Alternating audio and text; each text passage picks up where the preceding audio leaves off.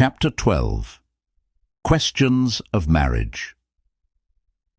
Muhammad had now passed his 20th year, and as time went on, he received more and more invitations to join one or another of his kinsmen on their travels abroad. Finally, the day came when he was asked to take charge of the goods of a merchant who was unable to travel himself, and his success in this capacity led to other similar engagements. He was thus able to earn a better livelihood, and marriage became a possibility. His uncle and guardian Abu Talib had at that time 3 sons. The eldest, Talib, was about the same age as Muhammad himself. Aqil was 13 or 14, and Ja'far was a boy of 4.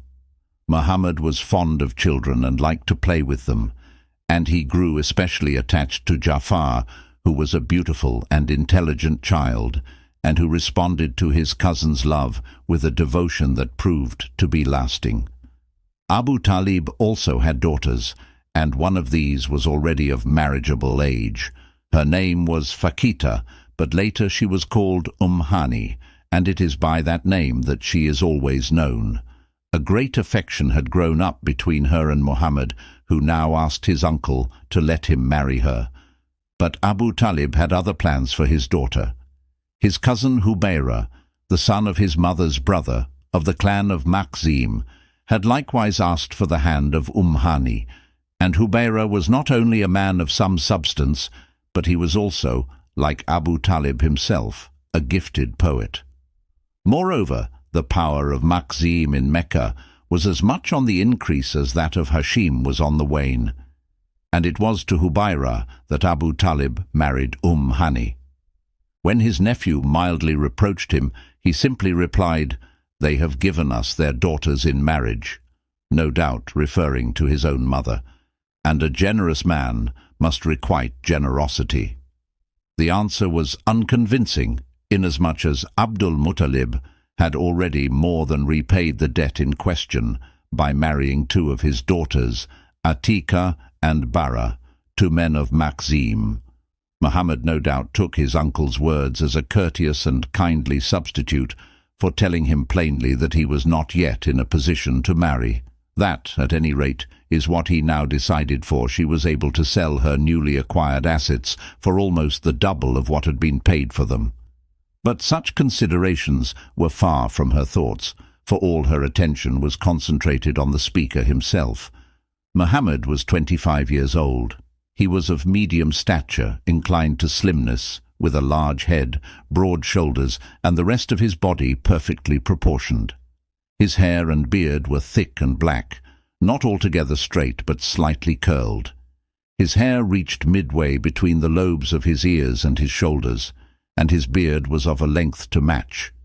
He had a noble breadth of forehead, and the ovals of his large eyes were wide, with exceptionally long lashes and extensive brows, slightly arched but not joined. In most of the earliest descriptions his eyes are said to have been black, but according to 1 or 2 of these, they were brown, or even light brown. His nose was aquiline, and his mouth was wide and finely shaped, a comeliness always visible, for although he let his beard grow, he never allowed the hair of his moustache to protrude over his upper lip. His skin was white, but tanned by the sun. In addition to his natural beauty, there was a light on his face, the same which had shone from his father, but in the sun it was more powerful. And this light was especially apparent on his broad forehead and in his eyes, which were remarkably luminous. Khadija knew that she herself was still beautiful, but she was 15 years his elder. Would he nonetheless be prepared to marry her? As soon as he had gone, she consulted a woman friend of hers named Nufaisa, who offered to approach him on her behalf and, if possible, to arrange a marriage between them.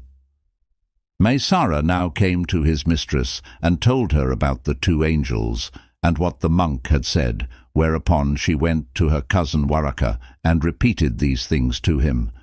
"If this be true, Khadija," he said, "then is Muhammad the prophet of our people.